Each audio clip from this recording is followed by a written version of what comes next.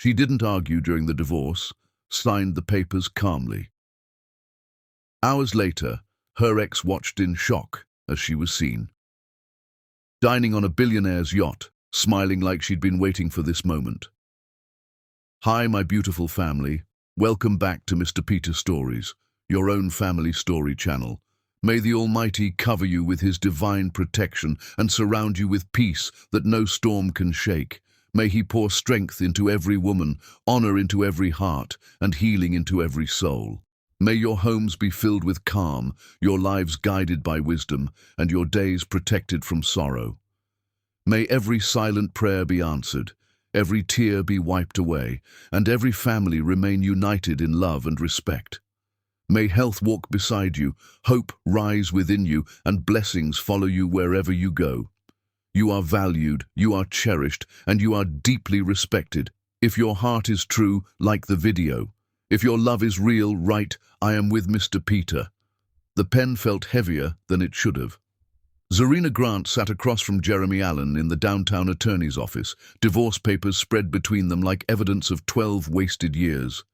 Her hand moved steadily across each page, signature after signature, while Jeremy shifted in his leather chair and stole nervous glances at her face. He was waiting for something. Tears, maybe. Pleading. The dramatic breakdown he had probably rehearsed responses for during the drive over this morning. Zarina gave him nothing but silence and steady hands. The attorney, a thin woman named Rochelle Baptiste with kind eyes and no-nonsense demeanor, slid another document forward. "Last one, Ms. Grant." Zarina signed her name with the same careful precision she had used on the previous 19 pages. The black ink seemed more permanent than any vows they had spoken 12 years ago. When she set the pen down, the sound echoed in the quiet room. "That's everything," Rochelle said, gathering papers. "The decree will be finalized in 30 days. You'll each receive copies by mail." Jeremy cleared his throat. "Zarina, I just want to say, don't." Her voice was calm, almost gentle. She looked at him for the first time since entering. 41 years old, still handsome in that safe, forgettable way. Salt and pepper hair he was probably proud of.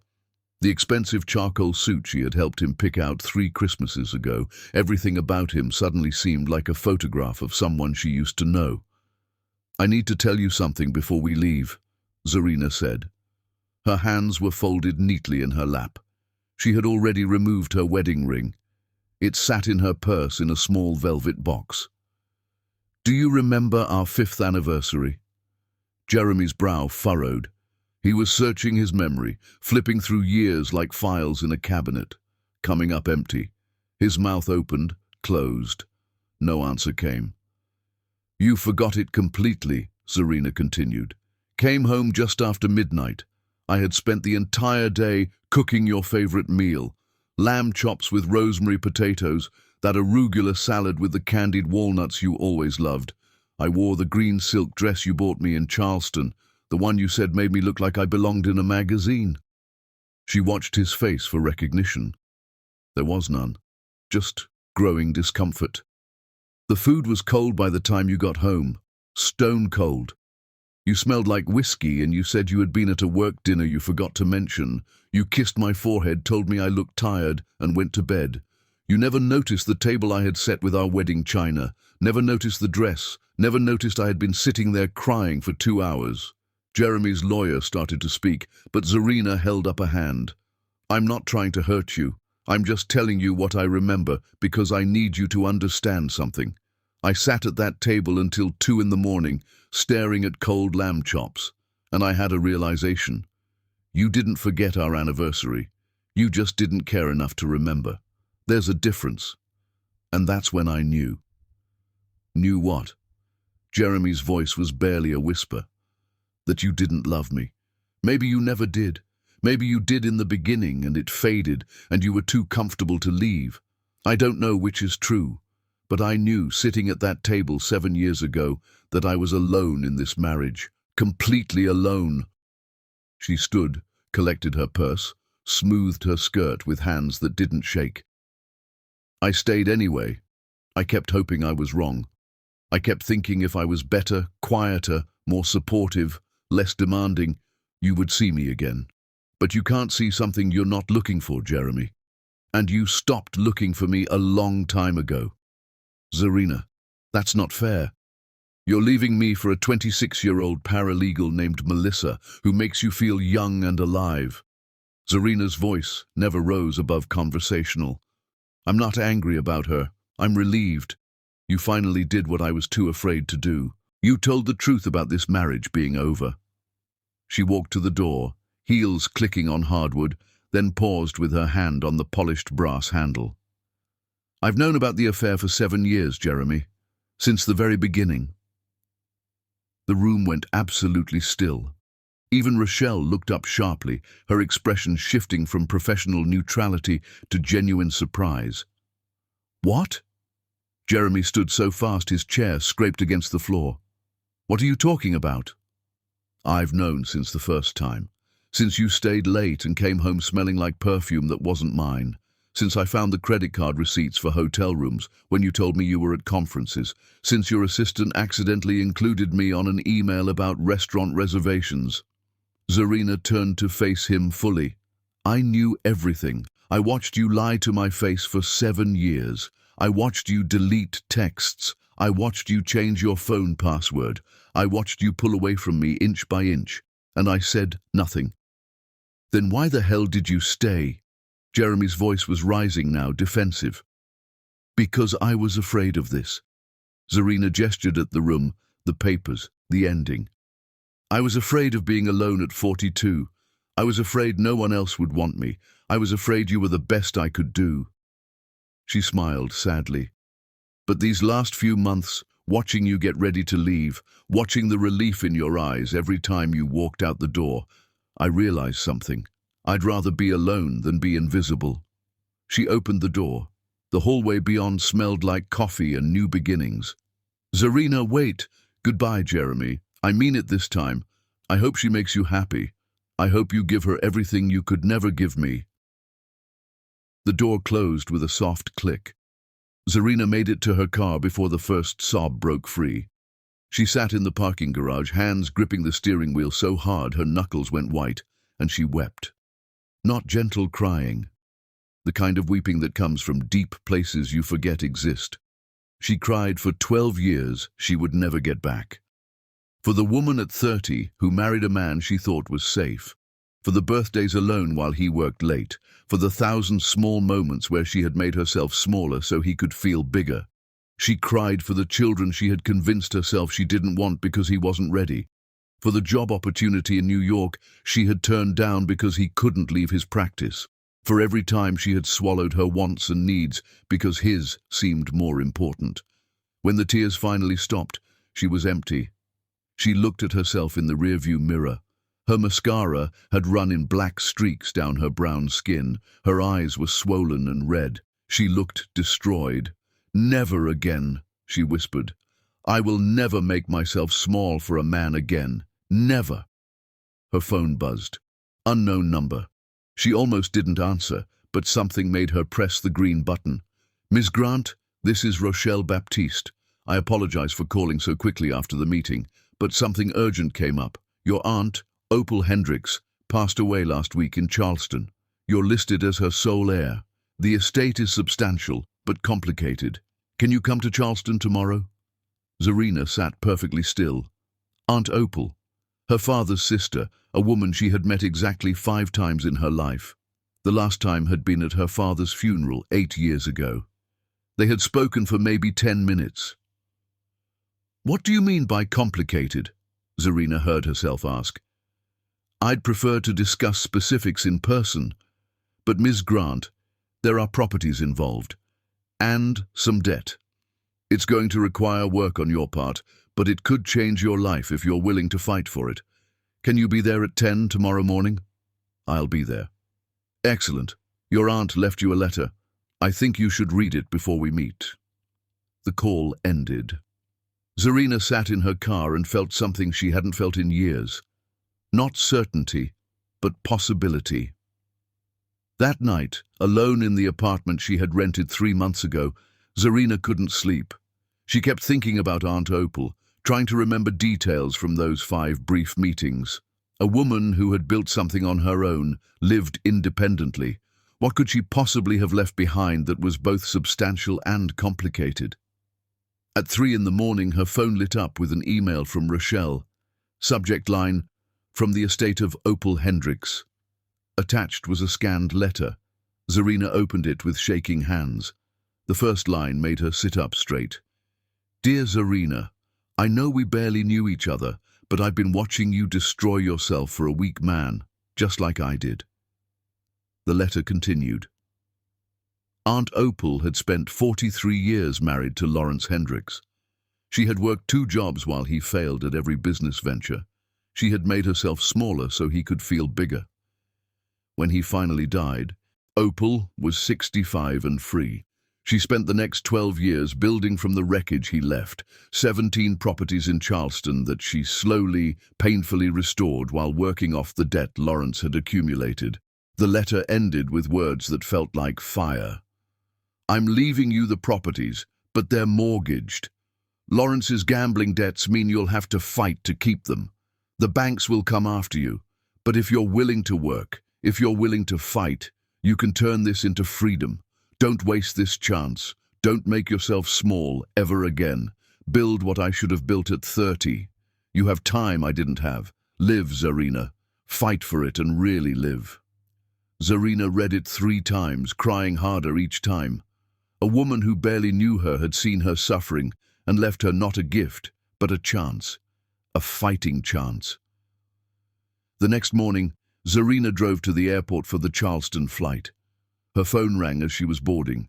Jeremy. She almost didn't answer, but something made her press accept. His voice was shaking. "Zarina, we need to talk. I heard about your aunt's death. Legally, since we were still married when she died, my lawyer says I have rights to contest the inheritance. The estate goes through probate. We should discuss this before my legal team gets involved. It could get messy." Zarina hung up without responding. Whatever Aunt Opal had left her, whatever fight was coming, she would face it. She boarded the plane feeling something she hadn't felt in years, the quiet, dangerous determination of a woman who had finally learned her worth and would fight like hell to keep it. Chapter 2. The Inheritance. Charleston in early September smelled like salt water and old money, and the particular desperation of things falling apart. Zarina drove from the airport through streets that should have felt historic and charming, but instead felt heavy, weighted with the knowledge that she was about to inherit someone else's problems along with their dreams. Rochelle Baptiste's office occupied the 2nd floor of a converted home on King Street, and when Zarina arrived, she could see the worry lines already forming around the attorney's mouth. "Ms. Grant, thank you for coming so quickly." Rochelle stood to shake her hand. "Please, sit. I'm not going to sugarcoat this. Your aunt's estate is both a gift and a battlefield." While Rochelle poured coffee from a silver carafe, Zarina braced herself. "Before we discuss legal details," Rochelle said, "I need you to understand what you're inheriting. 17 properties in downtown Charleston, historic buildings, most of them partially restored. Your aunt spent 12 years working on them after her husband died. The letter mentioned debt. Significant debt. Lawrence Hendricks was a gambler. When he died, he left Opal with $800,000 in secured debt against the properties. She's been paying it down for 12 years, but there's still $400,000 outstanding. The properties are worth approximately $6 million total if fully restored, but in their current condition maybe $3 million. The monthly rental income barely covers the mortgage payments and property taxes." Zarina's stomach sank. This wasn't freedom. This was a trap. "There's more," Rochelle continued. "Your ex-husband's legal team filed paperwork this morning. They're arguing that since you were still legally married when Opal died, the inheritance is community property. They're asking the probate court to freeze the assets until the question is resolved. If they succeed, you won't be able to access rental income, can't sell properties, can't make mortgage payments. The whole thing could collapse into foreclosure." "Can they do that?" "It's a long shot, but it's not impossible. The law is ambiguous when someone dies right before a divorce finalizes. Jeremy's lawyer is smart. He's going to drag this out, tie up the estate in court, try to force you to settle just to make it go away. Zarina sat very still, processing. This was Jeremy's revenge. He couldn't keep her, so he would destroy what she might have. What are my options? Fight, hire a team, contest the claim, prove the inheritance was always intended for you alone. It'll take months, maybe a year. Legal fees will be substantial. Meanwhile, you'll need to keep making mortgage payments out of your own pocket or risk losing everything. How much are the monthly payments? Approximately $12,000 across all properties, plus another $8,000 in property taxes and insurance, $20,000 a month just to hold on to them, and that's before any restoration work. $20,000 a month. Zarina's architect's salary was $60,000 a year. She had maybe $30,000 in savings. She could last maybe 2 months before she was drowning. There's one more thing, Rochelle said gently. Your aunt left you this personally. She opened a mahogany box. Inside was a ring. Antique, expensive, a large diamond surrounded by smaller stones. She wore this every day of her marriage, took it off when Lawrence died. She wanted you to have it not to wear, but to remember. Some prisons are made of gold. Zarina held the ring, feeling its weight. Then she looked at Rochelle directly. I'll fight, whatever it takes. Tell me what I need to do. Over the next 2 hours, they built a strategy. Zarina would hire a probate attorney to contest Jeremy's claim. She would return to Charleston every month to personally oversee restoration work, proving she was actively managing the properties. She would document every penny spent, every decision made, building a case that this was hers to fight for. It's going to be brutal, Rochelle warned. Jeremy's team will drag out discovery. They'll demand your financial records, question every expense. They're hoping you'll run out of money and give up. Then they don't know me very well anymore. Zarina flew home that afternoon with a folder full of documents and a plan that terrified her. That night she created spreadsheets, cut her own expenses to nothing, started researching contractors in Charleston, called her boss and asked for extra projects, overtime, anything to generate income. She sold her car and started taking the bus, sold jewelry, furniture, anything she didn't absolutely need. Moved to a cheaper apartment, lived on rice and beans. Every penny went toward mortgage payments and legal fees. For 3 months, she existed in a state of controlled desperation, working 14-hour days, flying to Charleston every other weekend on budget airlines, meeting with contractors, making hard choices about which repairs were urgent and which could wait, learning about historic preservation, building codes, rental markets. Jeremy's legal team fought her on everything: discovery requests, depositions, motions to delay. They were trying to bleed her dry financially and emotionally. But Zarina discovered something. She was good at this, good at managing projects, solving problems, making buildings come alive again. The properties started to transform under her attention. She raised rents carefully, found better tenants, negotiated with contractors. 4 months after inheriting, she was breaking even. 6 months in, she was making a small profit. The debt was slowly shrinking. And then her phone rang. Ms. Grant, my name is Harrison Cole. I was a friend of your Aunt Opal. She asked me before she passed to reach out after you'd had time to settle into the inheritance. I hear you're fighting tooth and nail for those properties. I have a business proposition. Thursday morning coffee. Zarina researched Harrison Cole immediately. 58, Sustainable Development Company, widower, 1 daughter, successful and legitimate. Thursday works, she said carefully. But if this is about buying the properties, I'm not selling. Good, Harrison said, because I want to help you build them into something extraordinary. Thursday morning, Zarina met Harrison at Ground's coffee shop. He was tall, silver-haired, genuinely kind, and he had a proposal that sounded too good to be true. I want to partner with you. My company focuses on adaptive reuse, taking historic buildings and converting them to affordable housing. Your properties are perfect. I'll provide capital for restoration. You provide architectural vision and sweat equity. We split profits and ownership. Why would you do that? Because Opal was my mentor 25 years ago. She taught me everything about real estate when I was broke and desperate. I owe her. And because I think you're brilliant based on what you've accomplished in 6 months with no resources. Zarina studied him. What's the catch? The catch is you have to trust me, and you have to keep fighting Jeremy's legal challenge. I can't partner with you if the inheritance is tied up in probate. Win that fight, then we build something together. Over the following weeks, they talked strategy. Harrison connected her with better contractors, helped her negotiate with banks. He didn't give her money, but he gave her knowledge and connections that were worth more. 3 months later, she was sitting in her apartment when her phone rang. Rochelle. The probate judge ruled. Jeremy's claim is dismissed. The inheritance is yours free and clear. He has 30 days to appeal, but his lawyer already called me. They're not appealing. It's over. You won. Zarina sat in stunned silence. 9 months of brutal fighting. 9 months of 14-hour days and living on nothing. 9 months of Jeremy's legal team trying to destroy her, and she had won.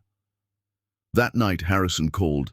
I heard the news. Congratulations. Now, are you ready to build something extraordinary? Yes, Zarina said, but on one condition. I want creative control over the design work. These are Aunt Opal's buildings. I won't let anyone diminish what she built. Deal. When can you start? Tomorrow. But then her phone rang again. Jeremy. She almost didn't answer. Almost. Zarina. I heard about the ruling. I wanted to apologize. The legal fight, the probate challenge, I was hurt and angry, and I made it worse. Melissa left me. I'm alone. I've been thinking maybe we made a mistake. Maybe we could try again. For one terrible moment, Zarina was tempted. Not because she loved him, but because familiar pain felt safer than new possibility. Then she thought about the 9 months of fighting, about Aunt Opal's letter, about the woman she was becoming. No, Jeremy. The answer is no. Don't call me again. She hung up and blocked the number. Then she texted Harrison, Tomorrow I start. Let's build something that matters. Chapter 3. 3 months in the desert. The empty apartment felt different now that Zarina had something to fight for instead of something to escape. 3 months had passed since she started working with Harrison on the Charleston properties. 3 months of flying south every other weekend, working alongside contractors, learning the difference between structural issues and cosmetic fixes. 3 months of slowly transforming Aunt Opal's neglected buildings into spaces people could actually afford to live in. But the work had costs she hadn't anticipated. She still woke reaching for someone who wasn't there. Muscle memory from 12 years of sharing a bed. She would wake in darkness, hand stretched across cold sheets, and remember Jeremy was gone. That she had chosen this. That she had fought his legal team for 9 brutal months and won, but the victory felt hollow when she came home to silence. It had been 10 months since she had last been intimate. Jeremy had stopped sleeping with her 6 months before asking for divorce. She had known why, but said nothing, just lay beside a man getting his needs met elsewhere. Now her body felt like a stranger. She looked at herself after showers and barely recognized the woman staring back. Thinner from stress and budget eating, harder from constant fighting, same face, same body, but fundamentally changed. Therapy helped somewhat. Dr. Keisha Washington asked the questions that needed asking. What do you want your life to look like? Dr. Washington had asked last week. Zarina sat for a full minute.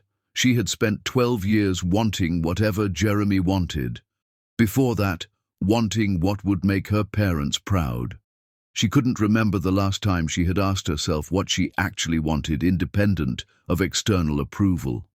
I don't know, she admitted. Then that's your homework. Ask yourself every day, what do I want? Start small. So Zarina tried. She wanted coffee from the place 2 blocks over instead of instant at home. She wanted to wear the red dress Jeremy said was too bright. She wanted to spend Saturday reading instead of just working. Small wants. Baby steps toward remembering she was a person with preferences beyond survival. The work with Harrison was different than anything she had done before. He celebrated her design ideas instead of dismissing them. He asked her opinion and actually listened. He treated her like an equal partner, not an employee or subordinate. They had become friends over 3 months of job sites and budget meetings. Harrison told her about his late wife's cancer battle, about raising his daughter Simone alone, about loneliness that never quite disappeared even when you filled your life with work. Zarina told him about the slow death of her marriage, about making herself small, about the 9-month legal fight with Jeremy's team that nearly broke her. They were both broken, gluing themselves back together through the architecture of abandoned buildings. One Friday, after reviewing restoration plans, Harrison suggested dinner. "As friends," he clarified, "unless you'd prefer it to be more." Zarina looked at him across the dusty table. 3 months of working together, 3 months of slowly learning to trust again. "I don't know what I want yet," she admitted. "I'm still figuring out who I am outside of being Jeremy's wife or Aunt Opal's heir. I'm still learning to want things for myself." Then we start with friendship. No pressure, no expectations. They went to a small Italian place Harrison knew. The food was incredible and conversation flowed easily. They talked about books and dreams and what it meant to start over in middle age. When Harrison walked her to her car, he took her hand. "Thank you for trusting me with these projects," he said, "and for letting me see the real you, not just the professional version. Thank you for being patient, for not pushing." He squeezed her hand and let go. Didn't try to kiss her. Didn't ask for more. Zarina drove home feeling lighter. She was building something meaningful. She had a friend who respected her boundaries. She was slowly becoming someone she could be proud of. Then her phone rang. A number she recognized. Her accountant. "Ms. Grant, we have a problem. I've been reviewing your financial records from the marriage for the tax returns. There are some discrepancies I need to discuss with you immediately." "What kind of discrepancies?" "Credit cards in your name you didn't open, loans with your signature that don't match your handwriting. I think you should come in tomorrow, and you might want to bring a lawyer." The next morning, Zarina sat in her accountant's office, staring at evidence of systematic theft. Credit cards opened in her name 3 years ago, a personal loan for $25,000 she never signed for, documentation showing money flowing to accounts she didn't recognize. "How much total?" she asked. "So far I found approximately $80,000, but I'm not done looking." Zarina sat very still. Jeremy hadn't just cheated on her. He had been stealing from her for years, systematically, deliberately. She called Rochelle Baptiste. "I need you to recommend a criminal attorney. I have evidence of fraud, substantial fraud." "How substantial?" "At least 80,000, possibly more." "I'll make some calls. Zarina, are you sure you want to go this route? Criminal charges mean this becomes public. It becomes ugly." "I'm sure. He doesn't get to steal from me and walk away clean." But even as she said it, Zarina felt something crack inside. She had loved this man for 12 years, had believed in him, had made herself small for him, and he had been stealing from her the entire time. She called Harrison without thinking. "I need to talk to someone. Can you meet me?" "I'm already on my way." He found her at a park near her apartment, sitting on a bench staring at nothing. He sat beside her without speaking, just present. "Jeremy was stealing from me," she said finally, "for years. Credit cards, forged loans. My accountant found at least $80,000 so far." "Jesus. Zarina, I'm so sorry. I thought the worst thing he did was cheat on me, but he was robbing me the whole time. While I was working overtime to pay his law school loans, he was stealing my identity to fund his affair." Harrison took her hand. "What are you going to do?" "Press charges, expose everything, make sure he faces consequences." "Good. He deserves it." And Zarina, who hadn't been touched gently in months, felt something break. She turned into Harrison's arms and wept. For the years wasted. For the woman she had been who trusted so completely. Harrison held her until she was empty. Then he kissed her forehead. "Whatever you need, I'm here. For the legal fight, for the emotional aftermath, for anything." Over the following weeks, the criminal investigation grew. The forensic accountant Harrison recommended found more theft. The total climbed to $120,000. credit cards maxed out, loans in her name, a second mortgage on one of her Charleston properties she knew nothing about. The prosecutor called it identity theft and wire fraud, serious charges, federal charges. "We're building a case," the prosecutor said, "but I need to warn you, this will get ugly. Jeremy's lawyer will try to make it seem like a vindictive ex-wife. Defense attorneys in these cases get brutal.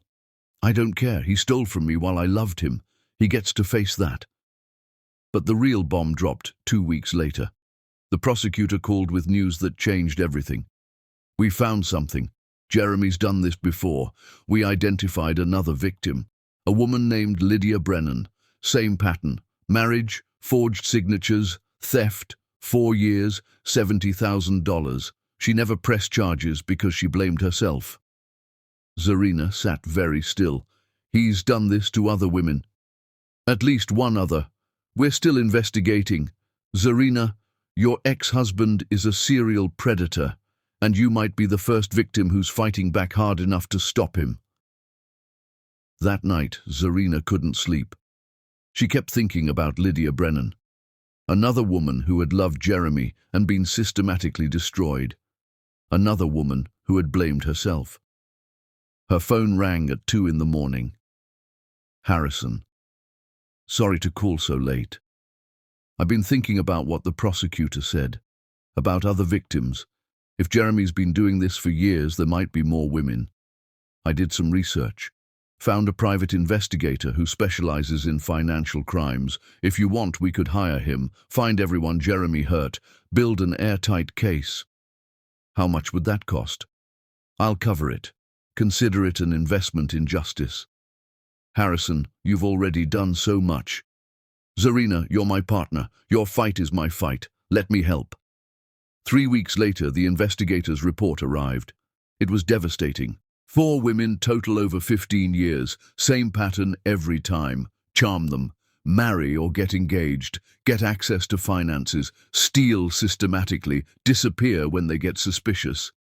Each woman had blamed herself. None had pressed charges. Until now.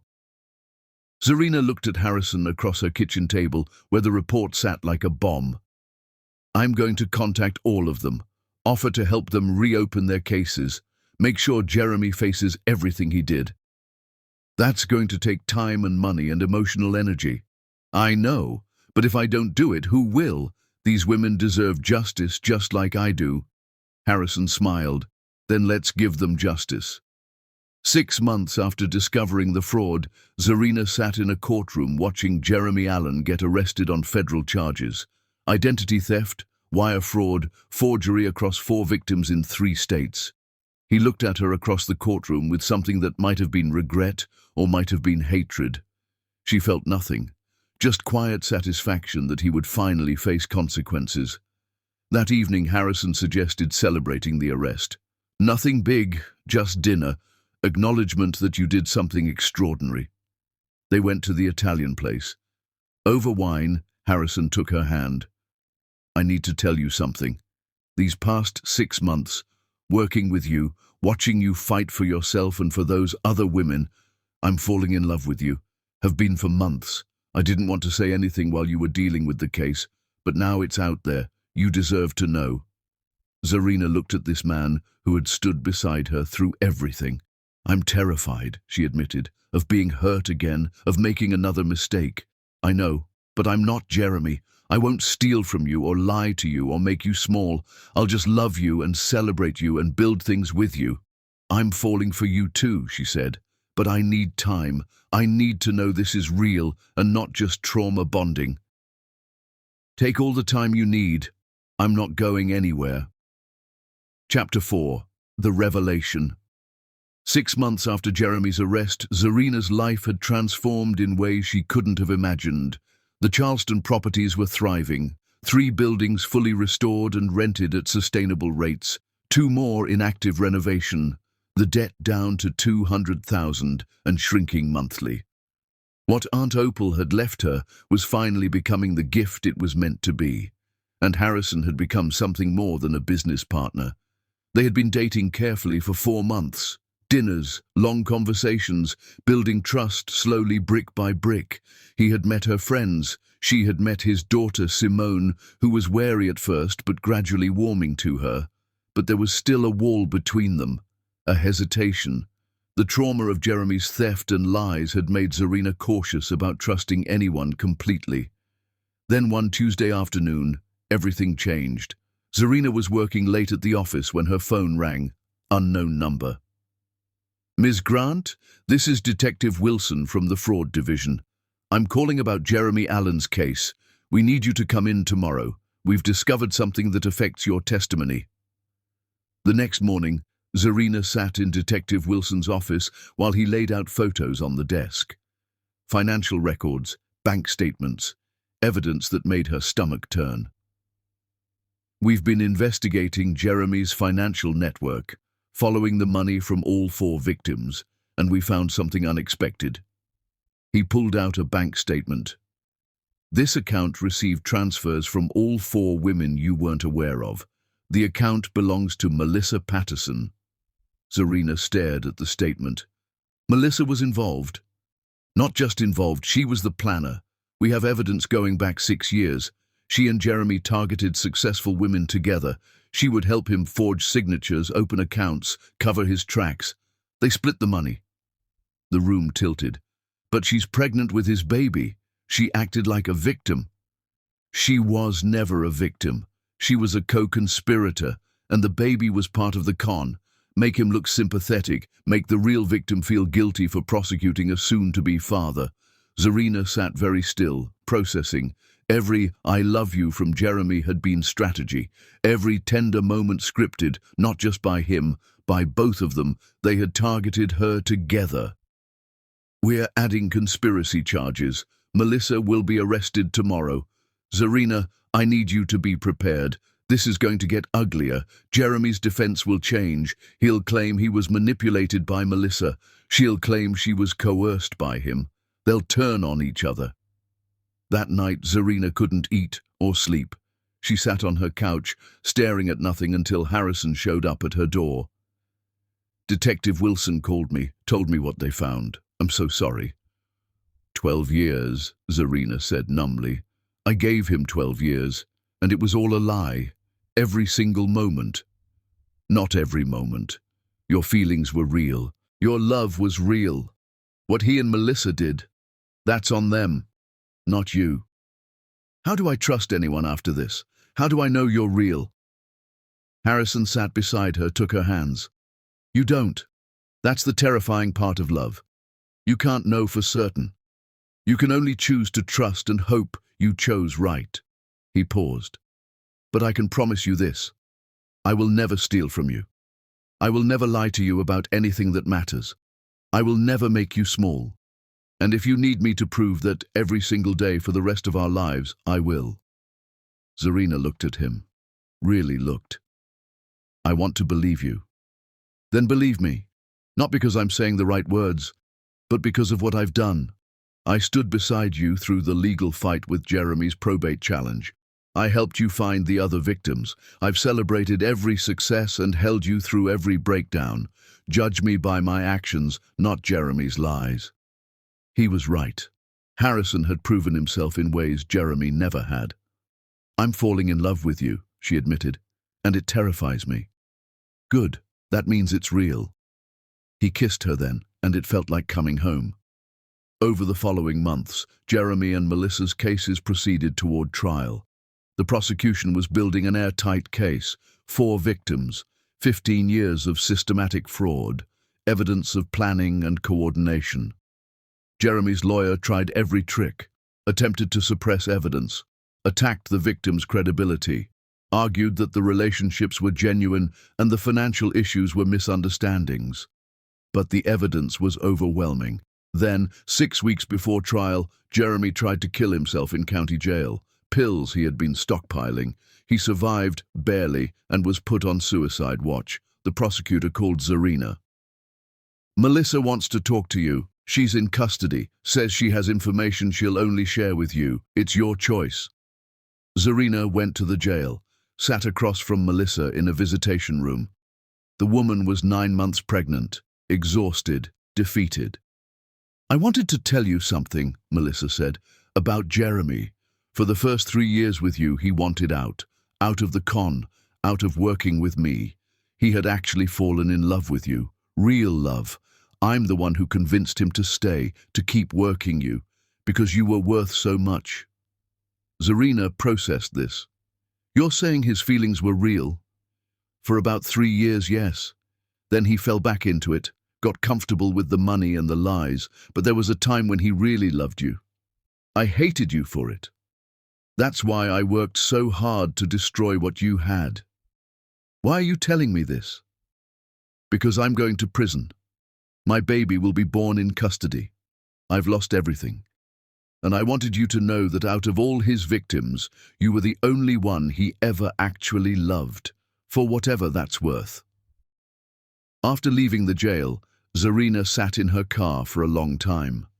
Jeremy had loved her. For 3 years, it had been real. Then he had chosen money and lies over her. That night, she told Harrison everything Melissa had said. "Does it change how you feel?" he asked. "No. Knowing he loved me once makes it worse, not better. It means he chose to destroy me even though he knew what he was losing." "What do you want to happen to them?" Zarina thought about it. "I want them in prison. I want them to face consequences. Not for revenge, for justice, for me and Lydia and all the others." "Then that's what we fight for." 2 months later, Jeremy and Melissa both pled guilty to avoid trial. The prosecutor recommended 8 years for Jeremy, 5 for Melissa, full restitution to all victims.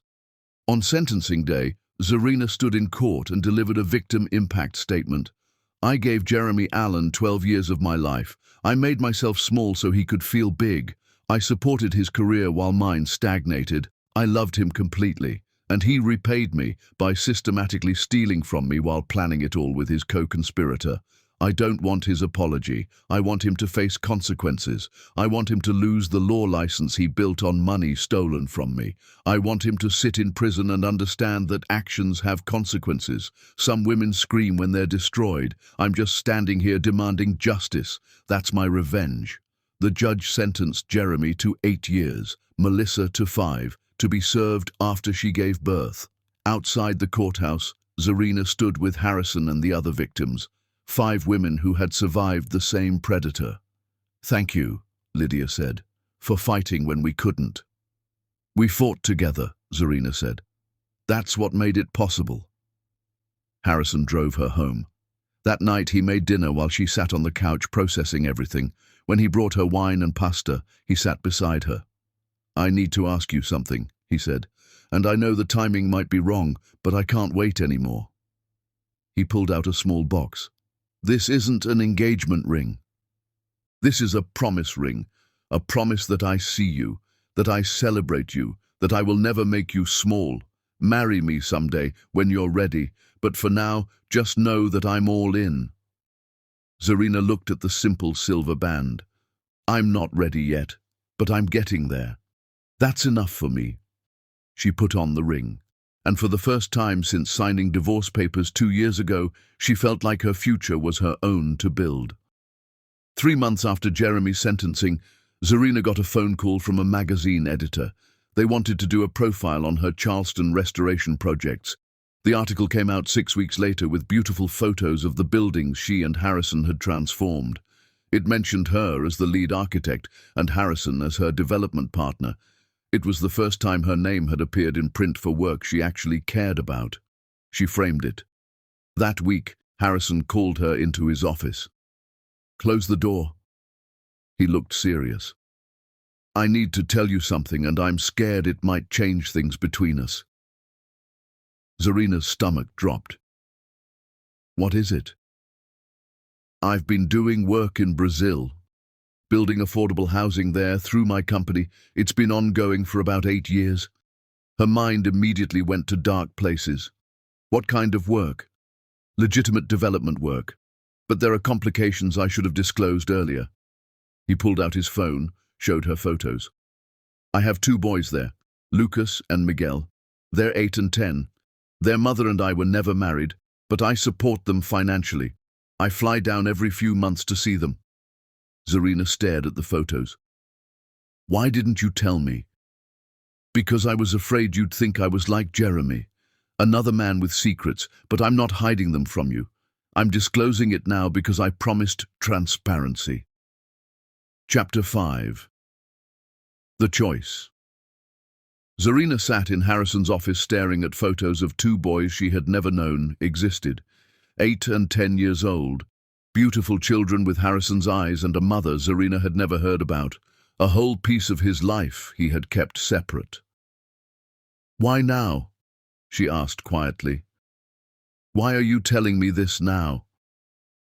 Harrison looked miserable. Because the boys want to visit. They want to meet Simone, see where I live, understand my life here, and I realized I can't keep them separate from you anymore.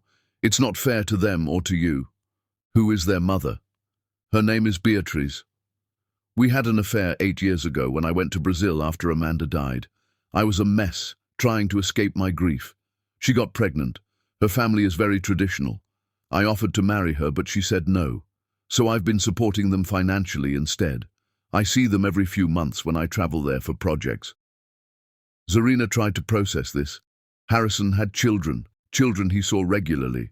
A whole part of his life he had never mentioned in 7 months of dating. Did you lie to me? She asked. No. You never asked if I had other children. I never said I didn't. But I also never volunteered the information. That was wrong. I should have told you months ago. What else haven't you told me? Nothing. I swear. The boys and Beatriz are it. I have no other secrets. Zarina stood, walked to the window, looked out at the city. After everything with Jeremy and Melissa, after learning that 12 years of her life had been a con, could she really trust another man who kept parts of his life hidden? I need time to think, she said. Of course. Take whatever time you need. She left his office and drove home.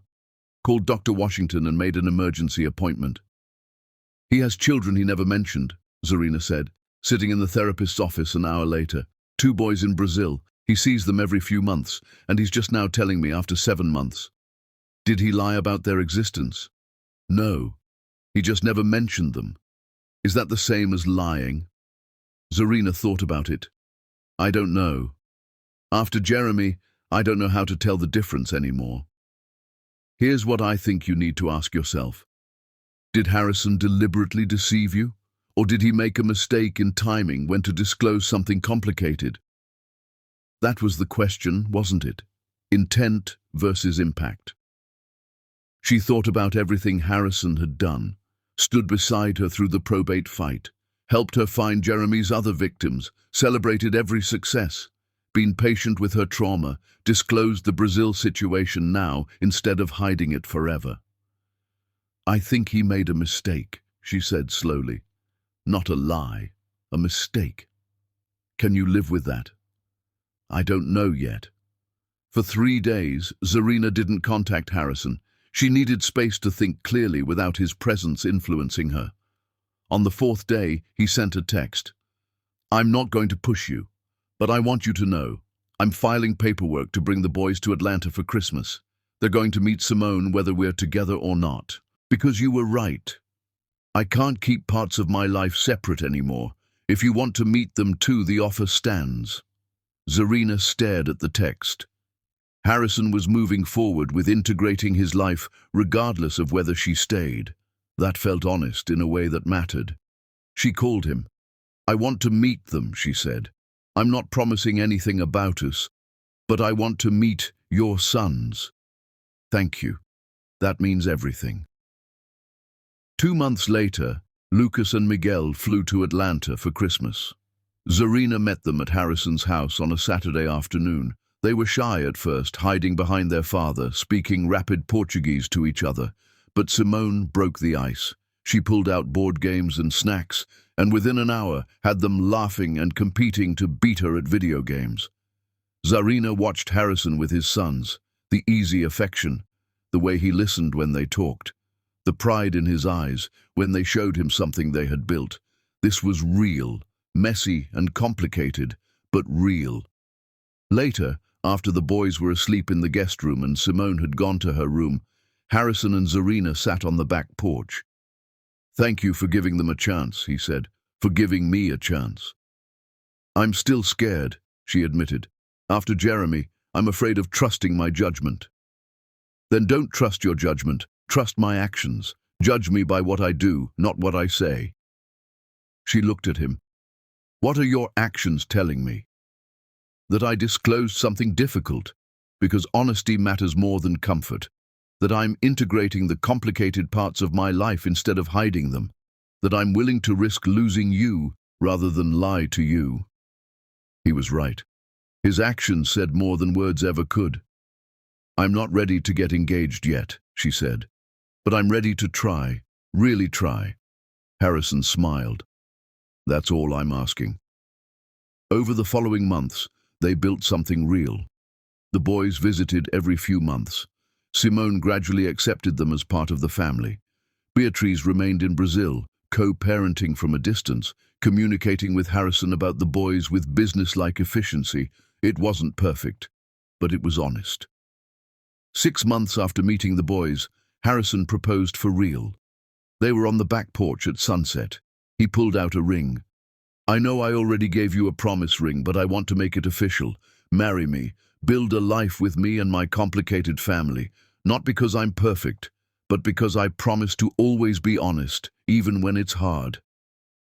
Zarina looked at the ring, looked at Harrison, thought about how far she had come from that parking garage 2 years ago. "Yes," she said, "but on one condition." "Anything." "We write our own vows, and yours include a promise that if you ever hide something important from me again, I walk away. No second chances." "Deal." They planned a wedding for Santorini, 6 months away. 40 close friends and family. The boys would come. Simone would be maid of honor. It would be perfect. Zarina threw herself into wedding planning and work. The Charleston properties were thriving. She and Harrison were expanding into Atlanta, looking at new buildings to convert. Life felt full, purposeful, real. Then, 1 month before the wedding, Zarina was working late at the office. Harrison had left his phone on his desk. It buzzed with a text. She glanced at it, saw a name she didn't recognize. Beatriz. The preview showed, "The boys are so excited about the wedding. I haven't told them yet that we're still..." The message cut off. Zarina's stomach dropped. Still what? She picked up the phone, told herself not to open it, told herself to trust Harrison. But after Jeremy, after 12 years of lies, she couldn't help herself. She opened the message thread. What she found made her blood run cold. Messages going back 8 years, talking about our marriage, about keeping things quiet, about visiting every few months for family time. Harrison wasn't just the father of Beatriz's children. He was married to her, had been for 8 years, and Zarina was about to marry a man who already had a wife. That night, Zarina sat in her apartment staring at screenshots she had taken of the messages. Her hands were shaking, her whole body was shaking. This couldn't be real, but the evidence was right there. Marriage certificate number, references to their civil ceremony 9 years ago, discussion about whether to ever get divorced. Harrison had lied, not by omission, by active deception. He had told her about the boys, but he had never mentioned being married to their mother. She was going to Santorini in 4 weeks to marry a man who was committing bigamy. Her phone rang. Harrison. She answered. "Hey, I left my phone at the office. I'm coming back to get it. Want me to bring dinner?" "No, I have your phone, and I saw the messages from Beatriz." Silence. Long, horrible silence. "Zarina, are you married to her? Yes or no?" More silence. "Yes, but I can explain." She hung up and sat in her apartment as her world collapsed for the second time in 3 years. She had been so careful, so cautious. She had vetted Harrison, learned from her mistakes with Jeremy, built trust slowly. And still she had chosen wrong. The difference was this time, she knew what to do. She called the airlines, changed her flight to Santorini to tomorrow instead of next month. She called her friends, told them to come to Greece immediately if they wanted to say goodbye to the wedding. She called Rochelle Baptiste. I need you to cancel a wedding and prepare divorce papers, again." Then she packed a bag. When Harrison showed up at her door an hour later, she didn't let him in. "I'm flying to Greece tomorrow," she said through the closed door. "I'm calling off the wedding. Don't contact me. Don't try to explain. I'm done." "Zarina, please. You promised me honesty. You promised that if you ever hid something important, I would walk away. I'm keeping that promise, even if you didn't." She heard him crying on the other side of the door. She didn't open it. The next morning, she flew to Santorini alone and began the hardest fight of her life, choosing herself even when it meant losing everything again. Chapter 6. The reckoning. Santorini was perfect in a way that made heartbreak worse. Zarina stood on the terrace of the villa Harrison had rented, looking at views that should have been the backdrop for her wedding in 3 weeks. White stucco and blue shutters, and the Aegean spread out like a promise that had turned into a lie. She had come early to cancel everything personally, the venue, the flowers, the catering, to face the wreckage head-on instead of hiding. Imani and Lydia had flown in when Zarina called. They found her on the terrace at sunset, looking at the water. "Tell us what happened," Imani said gently. So Zarina told them. About finding the phone, the messages, the 8-year marriage Harrison had never mentioned, the civil ceremony in Brazil, the life he had kept completely separate. "I thought I had learned," she said. "I thought I was being careful. I vetted him. I built trust slowly. And still, I ended up here, about to marry a man who was already married." "This isn't your fault," Lydia said firmly. "You didn't choose wrong. Harrison lied. That's on him. But I should have seen it. The trips to Brazil. The way he never wanted me to come with him. I should have known." "No," Imani said. "You trusted someone who earned your trust through years of good behavior. He betrayed that trust. You're not stupid for believing someone who worked hard to make you believe them." Over the next 3 days, they cancelled the wedding piece by piece. Zarina personally called every guest, apologized for wasting their time, explained only that she had discovered something that made marriage impossible. Harrison called every day. She never answered. He sent emails, long explanations about how the marriage to Beatrice had been for visa reasons, had never felt real, was something he had always planned to dissolve before marrying Zarina. She deleted them all without reading past the first paragraph. On the 4th day, there was a knock on her villa door. "Simone, can I come in?" Zarina let her in. They sat on the terrace. "Dad told me what happened," Simone said. "About Beatrice. About the marriage. I didn't know. I swear I didn't know he was married to her. I knew about the boys, but not the marriage. I believe you. He's destroyed without you. He's not eating, not sleeping, just sitting in his house crying." "Good," Zarina said coldly. "He should feel destroyed. He lied to me about something fundamental." "He did.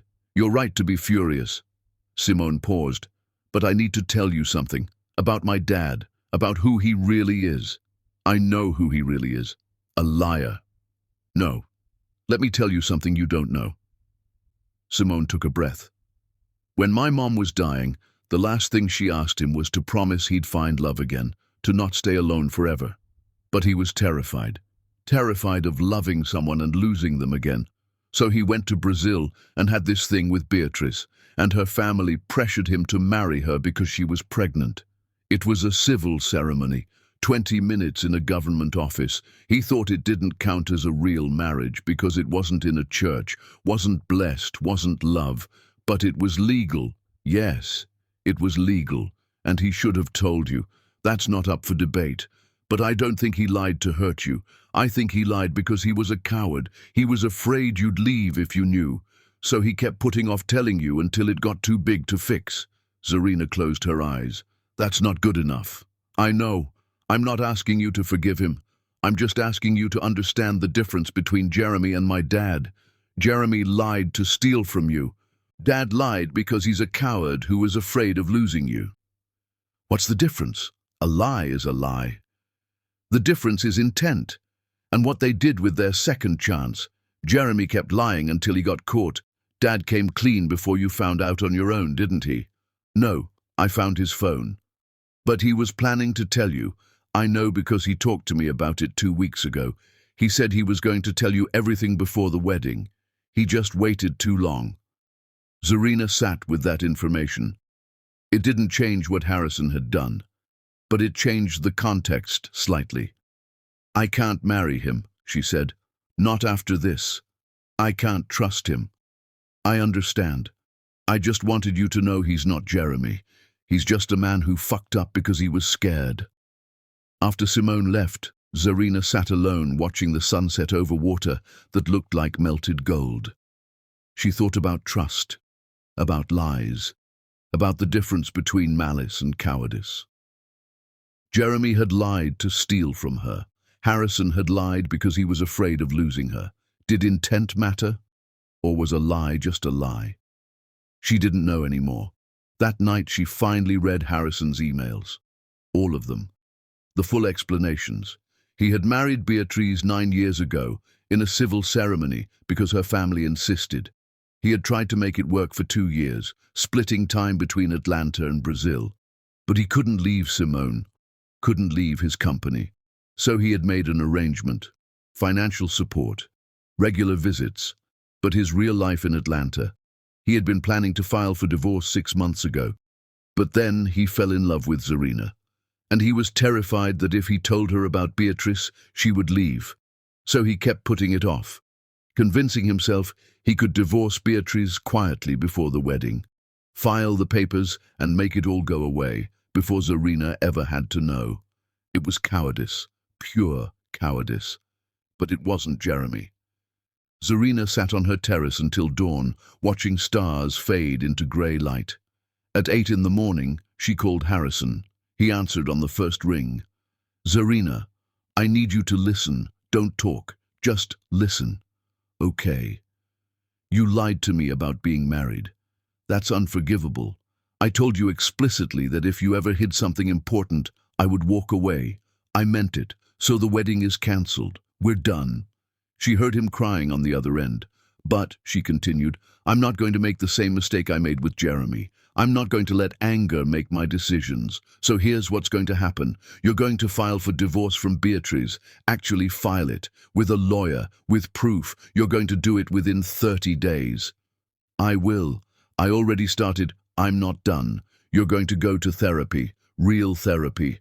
And work on why you lie when you're scared instead of telling the truth. You're going to do this whether I ever speak to you again or not. For yourself and for Simone and for your boys. Because they deserve a father who doesn't lie when things get hard. I will. I promise. And you're going to give me a year. A full year of not contacting me except through lawyers about the business. A year for me to heal and figure out who I am without you. A year for you to prove you can actually change. And after a year, if you've actually divorced Beatrice, if you've actually gone to therapy, if you've actually done the work, then maybe we talk. Maybe. But I'm not promising anything. I'll do it, all of it, whatever it takes. Don't do it for me. Do it because it's right. She hung up and sat on the terrace watching the sun rise over Santorini, feeling something that wasn't quite peace but wasn't despair either. She had chosen herself. Again. It hurt like hell, but it was right. Over the next week she stayed in Greece, walked the cliffs, read books, cried when she needed to. Let Imani and Lydia hold her when the grief got too big. On her last day, she sat in a cafe overlooking the caldera and got an email from Rochelle. Harrison filed divorce papers in Brazil this morning, sent me proof. He's also entered therapy 3 times a week. I don't know if this helps, but I thought you should know he's doing what you asked. Zarina stared at the email. He was actually doing it. That didn't fix what he had done, but it meant he was trying. She closed the email and ordered another coffee. She had a year to figure out what she wanted, a year to heal, a year to become someone who could trust her own judgment again, and whatever happened after that, she would face it with clear eyes. The next morning, Zarina flew home to Charleston, to the properties Aunt Opal had left her. to the work that mattered, to a life that was hers, built on her own terms. Some women scream when their world ends, some plot revenge, some disappear into bitterness. Zarina did something different. She signed the papers, walked away from the wedding, and started building again, alone. But whole. Chapter 7. The year 365 days is a long time to be alone on purpose. Zarina marked the calendar the day she returned from Santorini, drew a red circle around the date 1 year from when she had given Harrison his ultimatum. Between now and then stretched empty weeks that felt both infinite and terrifying. She threw herself into work with the kind of focus that comes from having nothing else to fill the hours. The Charleston properties became her entire world. She was on site 4 days a week now, having quit her architecture firm job to manage the restoration full-time. The rental income was enough to live on if she stayed careful, and careful had become her default setting. The debt Aunt Opal left was down to $140,000, still crushing, still hanging over everything, but shrinking month by month through sheer determination and 18-hour workdays. Dr. Washington saw through her immediately. "You're using work to avoid feeling," the therapist said during their weekly session. "I'm using work to build something meaningful. You can do both, feel your feelings and build things. They're not mutually exclusive." But feeling hurt too much. So Zarina worked instead. Plastered walls and chose paint colors and negotiated with contractors who tried to overcharge her because they assumed a woman alone would be an easy mark. She proved them wrong quickly. Aunt Opal had left more than properties.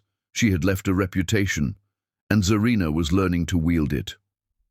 2 months into the year apart, Nicole Reeves called with news that shattered Zarina's carefully constructed routine.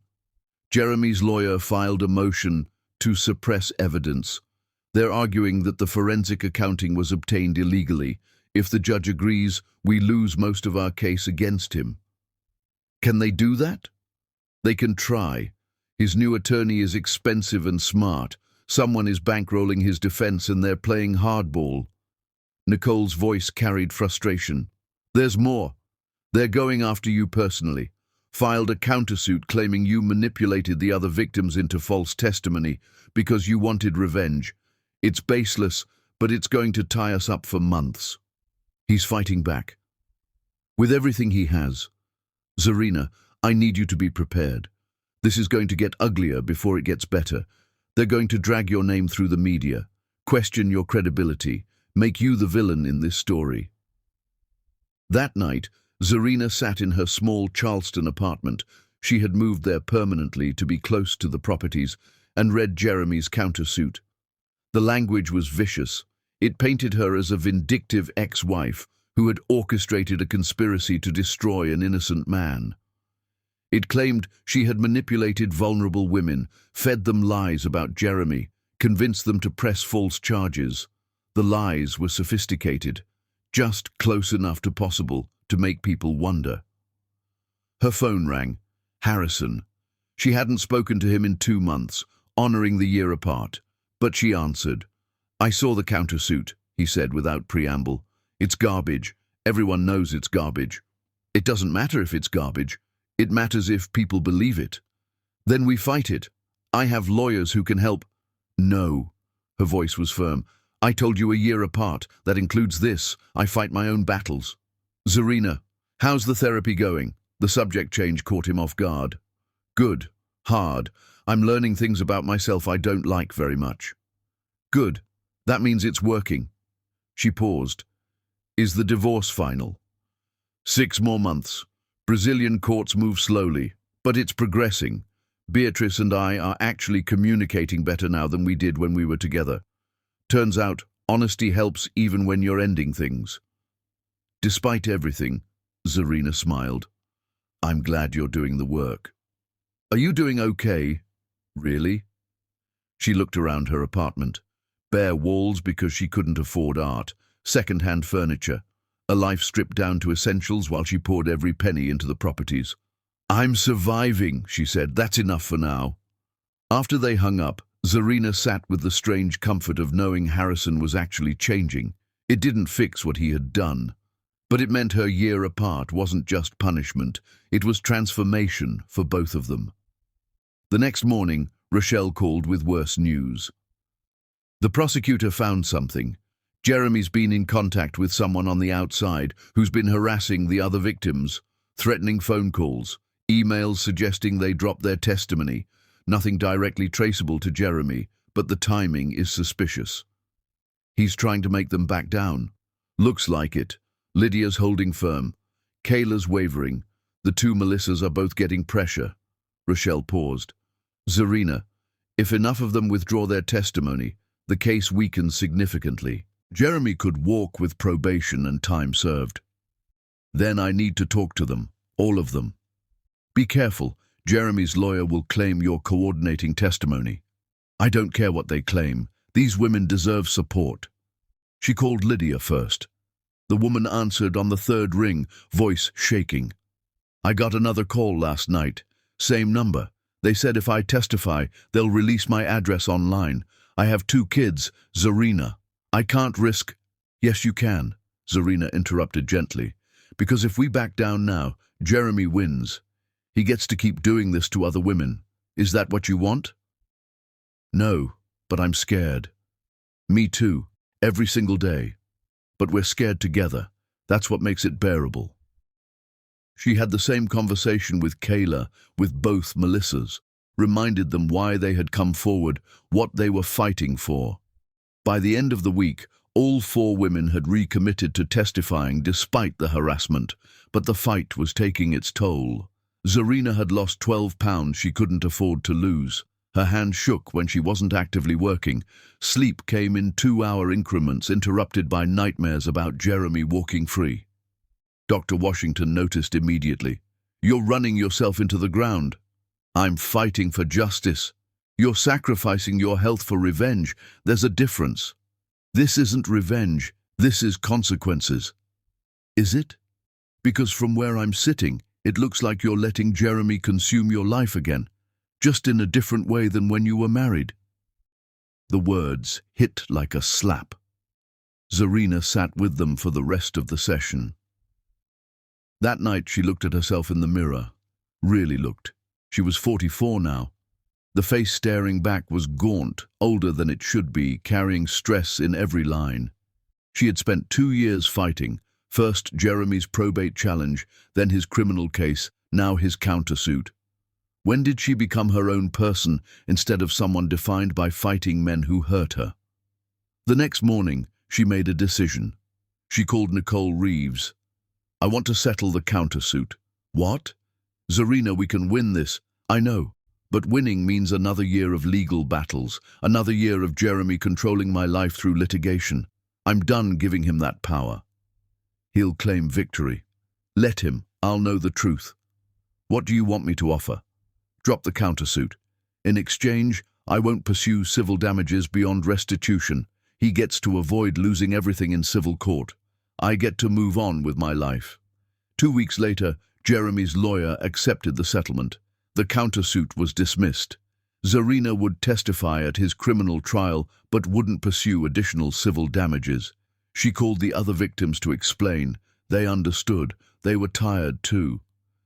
We're still testifying at the criminal trial, Lydia confirmed. We're seeing this through. But I get why you settled the civil case.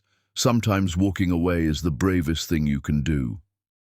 6 months into the year apart, Zarina had a breakthrough. She was working on one of the properties, painting a bedroom that would rent to a single mother with 2 kids. As she rolled paint onto walls that had been neglected for decades, she realized something. She wasn't painting for Aunt Opal anymore. She wasn't painting to prove Jeremy wrong or to show Harrison she was fine without him. She was painting because she loved it. Because taking something broken and making it whole again felt like healing. Because creating homes for people who needed them mattered. For the first time in 2 years, she was building for herself instead of fighting against someone else. That night, she called Harrison for their monthly check-in call. I figured something out today, she said. What's that? I think I'm actually happy. Not just surviving or coping. Actually happy. That's good. That's really good. How's your therapy? I told my therapist about lying to you, about being married to Beatrice. She asked me why I thought lying was safer than truth. What did you say? That I was terrified you'd leave if you knew, that I'd rather lie and keep you than tell the truth and lose you. He paused. She said that's not love. That's possession. Love trusts the other person to make their own choices, even when those choices might hurt you. Smart therapist. Yeah, it's been eye-opening and humbling, and I'm starting to understand why you needed this year. Not as punishment, as space for both of us to become people who could actually build something healthy. After the call, Zarina sat with a feeling she hadn't experienced in years. Hope, not certainty, but genuine hope that maybe, possibly, after all the wreckage, something real could be built. 9 months into the year apart, Jeremy's criminal trial date was set. 3 months away. Nicole called with the pre-trial motion schedule and witness list. You're testifying second day, after Lydia, before the Melissas and Kayla. Nicole's voice was steady, professional. Jeremy's lawyer is going to try to break you on the stand, imply you're vindictive, suggest the affair gave him reason to move on, paint you as someone who can't let go. Let him try. I mean it, Zarina. He's going to make you cry if he can, make you seem unstable. Are you ready for that? She thought about the past 2 years, about signing divorce papers with steady hands, about fighting Jeremy's probate challenge while living on rice and beans, about choosing herself even when it meant walking away from Harrison, about building something meaningful from the wreckage Aunt Opal left. I'm ready, she said. I've been ready for years. The night before the year mark, Zarina sat on the balcony of her Charleston apartment, looking at the properties she had restored. 6 buildings now fully renovated and rented, 7 more in progress. The debt down to $60,000 and shrinking. She had done this, built this, alone. Tomorrow, the year apart would be complete. Harrison would be allowed to contact her again, and she would have to decide, was she ready to try again? Could she trust him after everything? She didn't know yet, but she knew she would decide from a place of strength, not desperation, from wholeness, not brokenness. Her phone buzzed. A text from Harrison, sent at exactly midnight. The year is complete. I've filed the divorce from Beatrice. It's final next week. I've been in therapy 3 times a week for 12 months. I've done the work you asked for. I'm not asking you to take me back. I'm just saying I'm here, changed, honest, ready whenever you are, or never if that's what you choose. Either way, loving you taught me how to be better. Thank you for that. Zarina read it 3 times. Then she set down her phone and looked at the stars. She would respond tomorrow. Tonight she just wanted to sit with the woman she had become, strong, whole, free, exactly as big as she actually was. Chapter 8. The trial. The courthouse smelled like floor polish, and fear, and the particular staleness that comes from decades of human misery soaking into walls. Zarina sat in the witness waiting room on the second day of trial, hands folded in her lap, listening to Lydia testify through the closed courtroom doors. She couldn't hear the words, just the rhythm of question and answer, the occasional murmur of the judge, the sound of someone's voice breaking mid-sentence. Nicole Reeves had prepped her extensively. Jeremy's lawyer is Nathan Cho, former prosecutor, knows every trick. He's going to try to make you seem vindictive. Your job is to stay calm, answer truthfully, don't let him provoke you into anger. But Zarina wasn't worried about anger. After 2 years of fighting, rage had burned itself out. What remained was something colder and more dangerous. Absolute clarity about what Jeremy had done and why he needed to face consequences. The courtroom doors opened. Lydia emerged, eyes red but posture straight. She saw Zarina and managed a weak smile. "You're up," she said. "He's brutal, but you're stronger than I am. You'll be fine." The bailiff called her name. "Zarina Grant to the stand." She walked into the courtroom with steady steps. Didn't look at Jeremy sitting at the defense table in an expensive suit someone was bankrolling. Didn't look at the jury, 12 strangers who would decide his fate. just focused on Nicole Reeves, standing by the prosecution table, nodding encouragement.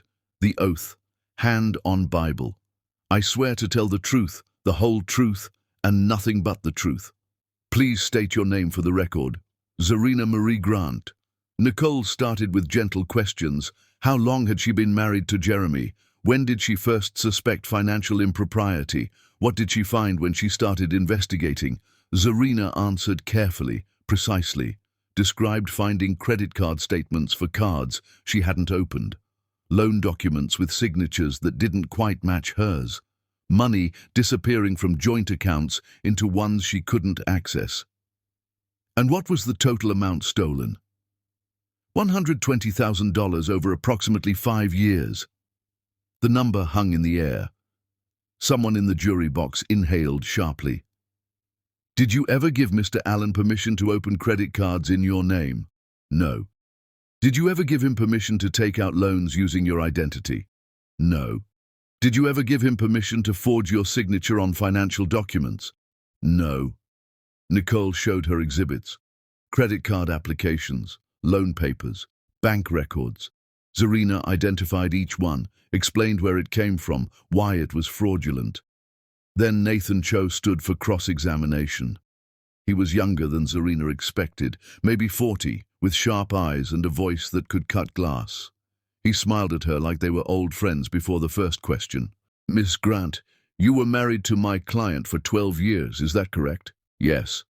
And during those 12 years, you handled the household finances, correct? We both did. But you were the primary account holder on most of the credit cards and bank accounts in question. Yes, because Jeremy had bad credit when we married. So you controlled the money in the relationship. Zarina saw where this was going. I managed accounts that were in my name, yes. And you've testified that you discovered these alleged fraudulent charges 5 years into your marriage? Is that correct? Yes. But you didn't report them to police at that time? No. You didn't confront Mr. Allen about them? Not immediately. In fact, you stayed married to him for 7 more years after discovering what you claim was theft? Yes. Cho walked closer to the witness box. Ms. Grant, isn't it true that you allowed this alleged theft to continue because you hoped the marriage would work out? I stayed because I was afraid to leave. Afraid of what? Afraid of being alone. Afraid of starting over. Afraid I wouldn't be enough on my own.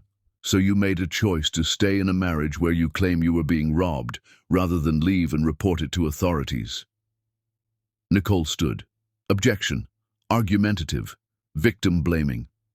Sustained, the judge said tiredly. Mr. Cho, move on. But the damage was done. Cho had planted the seed. If it was really theft, why did she stay? He shifted tactics. Ms. Grant, you inherited a substantial estate from your aunt, correct? I inherited properties, yes. Properties worth approximately $6 million. In their fully restored state. When I inherited them, they were worth maybe $3 million and carried significant debt. But still, you became a wealthy woman after your divorce. I became someone fighting to keep properties my aunt left me, yes. And my client contested that inheritance through the probate court. He did. You must have been very angry about that. Zarina looked directly at him. I was determined to fight for what was mine.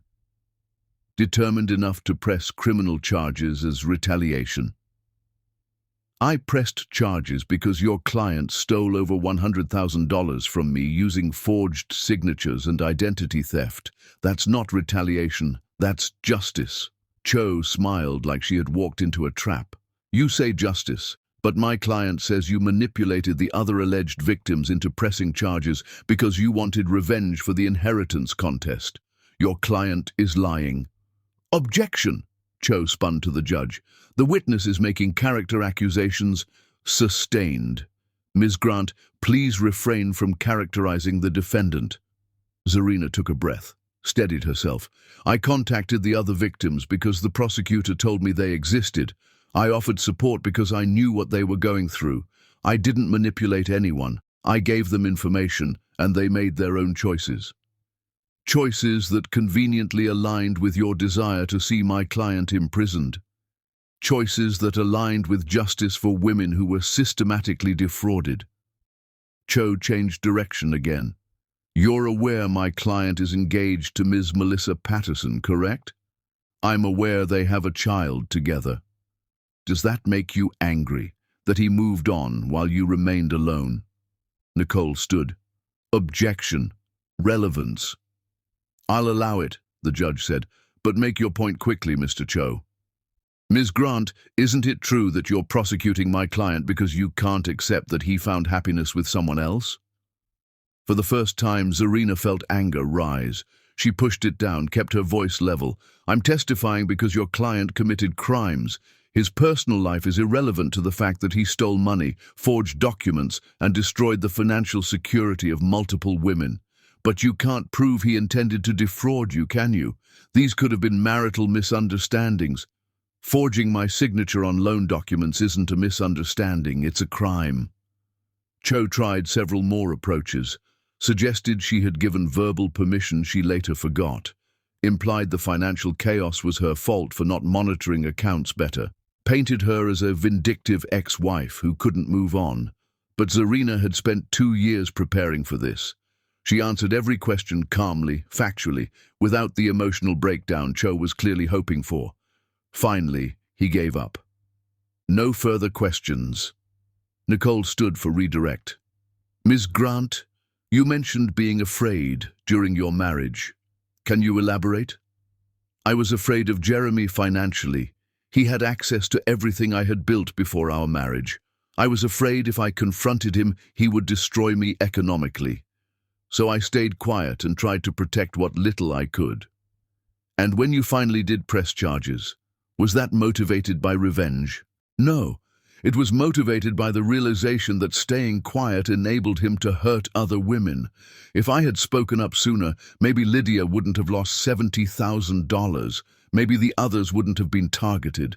My silence made me complicit in what he did to them. Thank you. Nothing further. Zarina stepped down from the witness stand, walked past Jeremy without looking at him, out of the courtroom into the hallway where her hands finally started shaking. Lydia was waiting. You were amazing. I was terrified. You didn't show it. Over the next 3 days, the other victims testified. Kayla described losing her life savings to a fake business opportunity. The first Melissa talked about the car loan that destroyed her credit. Current Melissa, holding her now 9-month-old daughter, spoke about discovering Jeremy had been stealing from her while she was pregnant. The prosecution rested. Then Jeremy's defense began. Nathan Cho called character witnesses. Jeremy's law partners who described him as dedicated and honest. Old friends who claimed he would never deliberately hurt anyone. His mother, who cried on the stand while insisting her son had made mistakes but wasn't a criminal. Then Cho played his trump card. He put Jeremy on the stand. Jeremy looked directly at the jury, voice breaking with what seemed like genuine emotion. I loved Zarina. I loved all of them, in different ways. Did I make mistakes? Yes. Did I borrow money without asking? Yes. But I always planned to pay it back. I was trying to build businesses, create opportunities. I wasn't stealing. I was just bad at communication, bad at asking for help when I needed it. He wiped tears from his face. I know I hurt people. I know I should have been honest about my financial struggles. But I'm not a criminal. I'm just a man who made bad choices because I was ashamed of failing. It was a good performance. Zarina watched from the gallery and saw several jurors softening toward him. Nicole Reeves's cross-examination was surgical. Mr. Allen, you claim these loans were meant to be repaid. Can you show the jury any evidence you ever made a payment toward repaying Ms. Grant? The marriage was complicated. Our finances were intermingled. That's a no. Let me ask it differently. Did you ever make a single payment toward the $120,000 you took from her? Silence. Mr. Allen, you forged your wife's signature on loan documents. You opened credit cards in her name without permission. You transferred money from joint accounts into personal accounts she couldn't access. How is that different from theft? I thought we were married. I thought what was hers was mine. Were her social security number and signature yours too? Jeremy faltered. Cho objected repeatedly, but Nicole had made her point. The jury deliberated for 6 hours. Zarina waited in a conference room with the other victims, hands clasped, silent. When the bailiff called them back, she walked into the courtroom feeling strangely calm. The jury foreman stood. On count 1, identity theft of Zarina Grant, we find the defendant guilty. One by one, the verdicts came. Guilty on all counts involving Zarina. Guilty on 3 counts involving Lydia. Guilty on 2 counts involving Kayla. Not guilty on some of the charges involving the Melissas due to insufficient evidence. But enough guilty verdicts to ensure Jeremy would face serious prison time. Outside the courthouse, reporters swarmed. Zarina made a brief statement. Justice was served today. Not just for me, but for every woman who has been financially abused and told it was her fault. This verdict says it's not. It's the abuser's fault, always. That night, alone in her hotel room, Zarina allowed herself to cry.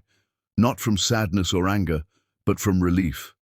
It was over. 2 years of fighting Jeremy through courts and lawyers and nightmares. Finally, completely over. Her phone buzzed. Harrison, I heard about the verdict. I'm proud of you. You fought like hell and won. Whatever happens with us, I need you to know. Watching you fight for yourself these past 2 years taught me what real strength looks like. She didn't respond immediately, just sat with the message, with the strange feeling of being seen clearly by someone who had once hidden himself from her. Tomorrow was sentencing. Then she could finally, actually, move forward. But tonight she just sat with the victory. Quiet, earned, complete. Chapter 9. The Choice. Sentencing day arrived 3 weeks after the verdict, on a cold February morning that felt like the world was holding its breath. Zarina drove to the courthouse alone, declining Lydia's offer to come with her. This final step was something she needed to witness by herself. The ending of a chapter that had started 12 years ago in a parking garage when she signed divorce papers with trembling hands. The courtroom was less crowded than during trial. Just the victims, some reporters, Jeremy's mother in the back row weeping quietly into tissues. Jeremy sat at the defense table in the same expensive suit, but something about him had collapsed inward since the guilty verdicts. He looked smaller, defeated. Judge Alvarez entered. Everyone stood, then sat. Nicole Reeves presented the prosecution's sentencing recommendation. 8 years federal prison, 5 years supervised release afterward, permanent surrender of law license, full restitution to all victims totaling $290,000. Nathan Cho argued for leniency, spoke about Jeremy's remorse, his cooperation during investigation, his potential for rehabilitation, requested probation and community service instead of prison time. The judge looked unmoved.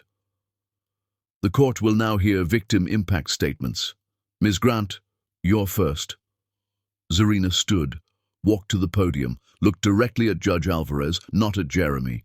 She had written a speech, 5 pages of everything she wanted to say about betrayal and theft and the slow death of self-worth. But standing there, she realized she didn't need 5 pages.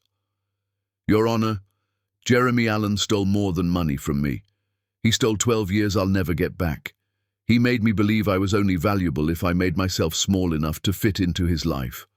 He taught me that my needs didn't matter, that my voice didn't count, that my pain was an inconvenience he could ignore. She paused, gathered herself. But he also did something unintentionally. He showed me exactly what I don't deserve.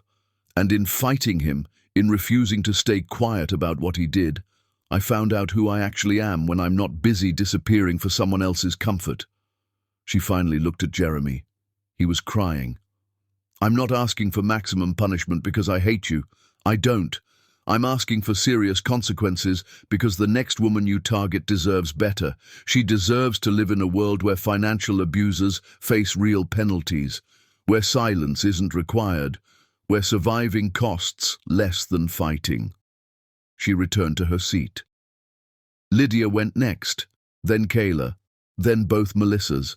Each spoke about destruction and rebuilding and the long road back to trusting themselves. When they finished, Judge Alvarez looked at Jeremy. "Mr. Allen, do you wish to address the court?" Jeremy stood, voice shaking. "I'm sorry. To all of you. I know sorry isn't enough. I know I can't fix what I destroyed. But I am genuinely sorry for the pain I caused. I was weak and selfish, and I hurt people who deserve so much better. I accept responsibility for my actions." The judge made notes. Then she spoke. "Mr. Allen, you systematically targeted successful women and exploited them financially over more than a decade. You used charm instead of violence, but the damage was just as real. You destroyed credit, drained savings, and made victims doubt their own judgment. This was deliberate, planned predation." Jeremy's lawyer whispered something to him. He shook his head. "The court sentences you to 7 years in federal prison with credit for time served. Upon release, you will serve 3 years supervised probation. You will pay full restitution to all victims in the amount of $290,000. Your license to practice law is permanently revoked.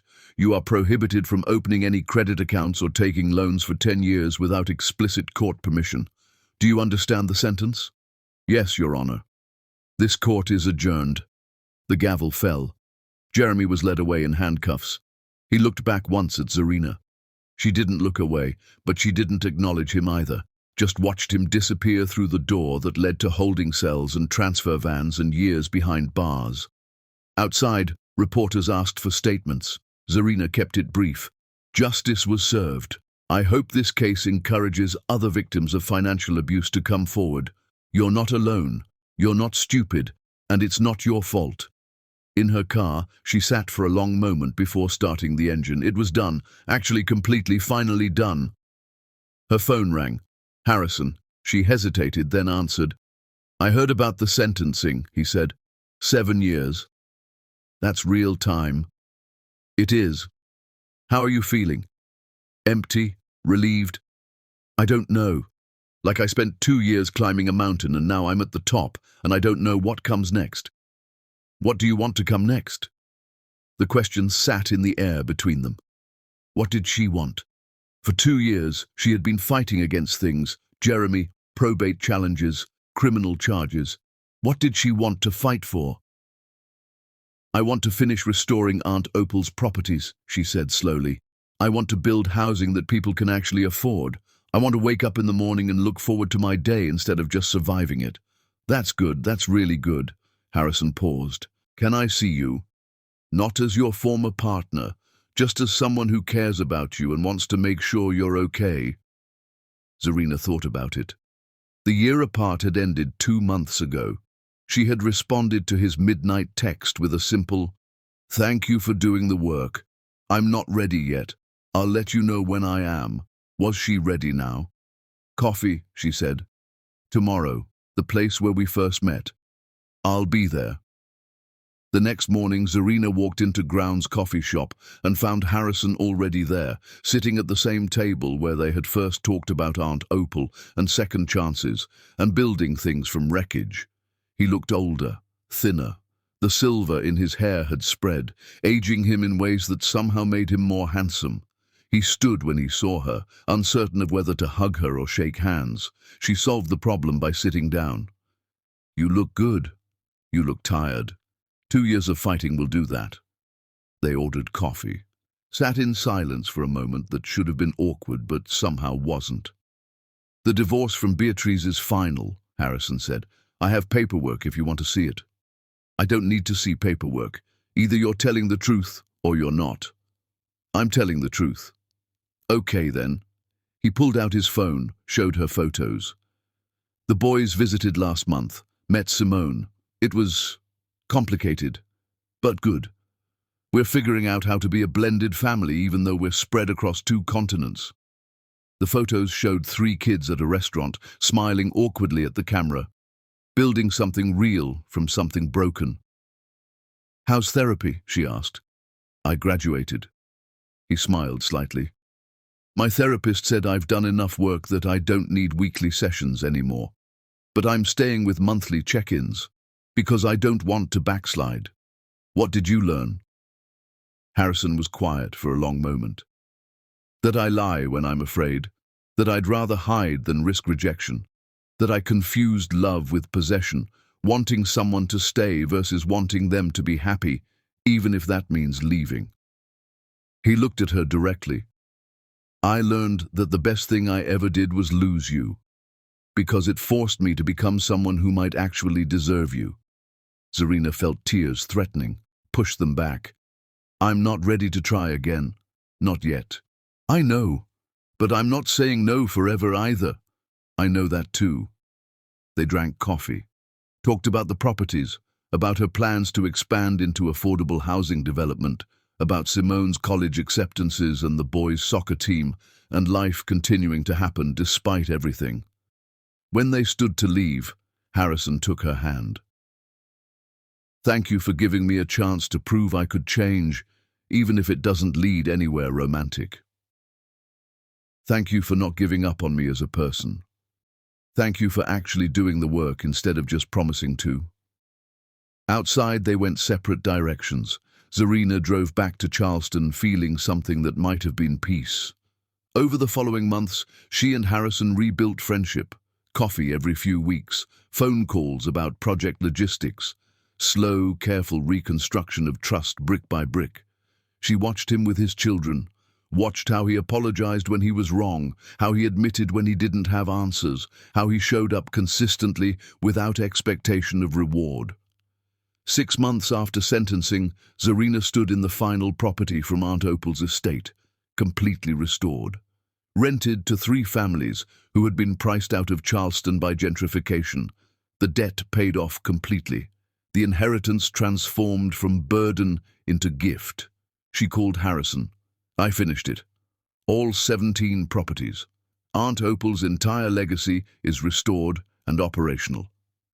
That's incredible. Zarina, you did something extraordinary. I had help. You did the work. I just cheered from the sidelines. She looked around the space, walls she had plastered herself, paint colors she had chosen, windows she had repaired with her own hands, evidence of survival written in every corner. I think I'm ready, she said quietly. Ready for what? To try, with you, actually try. Silence on the other end. Then, are you sure? No, I'm terrified. But I've spent 2 years becoming someone who can survive being hurt again, and I think that's what makes it possible to risk love. What do you need from me? Honesty, always, even when it's hard, even when you're scared. If you ever lie to me about anything important again, I walk away and never look back. That's the deal. Deal. And I need this to be slow. Dating, getting to know each other again, no rushing toward marriage or moving in or blending families, just 2 people learning if they fit. Okay. And Harrison, I need you to understand something. I don't need you to be happy. I want you in my life, but I don't need you. That's important. I know. That's what makes it real. They started dating again carefully. Dinners, museums, long walks where they talked about everything except the past. Building something new instead of trying to resurrect what died in Santorini. 4 months later, on Zarina's 45th birthday, Harrison took her to dinner at the Italian place where they had first eaten together. Over wine, he pulled out a small box. This isn't what you think, he said quickly. Inside was a key. I bought a building in downtown Charleston. Historic textile factory. Needs complete restoration. I want to turn it into mixed-use affordable housing with commercial space on the ground floor. He looked at her. I want you to design it, not as my girlfriend, as my business partner. Equal ownership, equal say in every decision. Zarina held the key, feeling its weight. Why? Because you're the best architect I know, because we build good things together, because I trust your vision. He paused. And because I want to prove I can be your partner in work, even if you never want to be my partner in life again. She looked at him across the table. At this man who had hurt her and then spent 2 years proving he could be better. I'll design it, she said. But I'm keeping my own properties separate. No shared finances until there's a ring on my finger, if there ever is. Fair enough. They started the textile factory project the next week, working side by side, arguing about design elements, compromising on budgets, learning each other's rhythms and boundaries and non-negotiables, and slowly, without announcing it, they became partners again, not just in business, but in life. Chapter 10. The Quiet Victory. The textile factory took 18 months to restore. Zarina stood in the completed community space on opening day, watching families tour apartments they could actually afford. Single mothers with kids, veterans, teachers, people who had been priced out of their own city, finally coming home. Harrison found her by the window, looking out at Charleston's skyline. "You did it," he said. "We did it." "No, this was your vision. I just provided capital and construction expertise, but every design choice, every detail that makes this place special, that's all you." She thought about the woman who had signed divorce papers 3 years ago, who had inherited mortgaged properties and a mountain of debt, who had fought Jeremy through courts and lawyers and endless humiliation. That woman had built this, had taken wreckage and made it whole. "I want to tell you something," Harrison said, "and I need you to know I'm not asking for anything, I'm just saying it." "Okay.